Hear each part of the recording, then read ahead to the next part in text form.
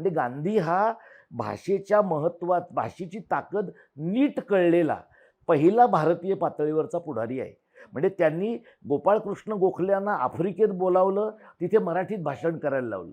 टिळकांना दिल्लीत बोलावलं किंवा एक नवाबांच्या मेळाव्यात बोलावलं, तिथं मराठीत बोलायला लावलं आणि अनुवाद करायला लावला. म्हणजे अशा प्रकारचा भाषिक स्वाभिमान गांधींनी 2 मोठ्या मराठी पुढाऱ्यांना शिकवला आहे आणि अंमलात आणायला लावला आहे. त्यातला एक त्यांचा वैचारिक पुढारी आहे आणि दुसऱ्याचे ते राजकीय वारसदार आहेत.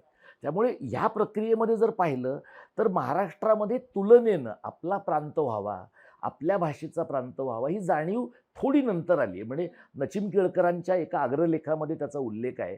पण त्याच्याही आधी पट्टाभी सीतारामय्यांनी काँग्रेसमध्ये असताना, टिळकांचं वर्चस्व असताना तेलुगू भाषकांचा प्रांत व्हावा असा ठराव मांडलेला आहे.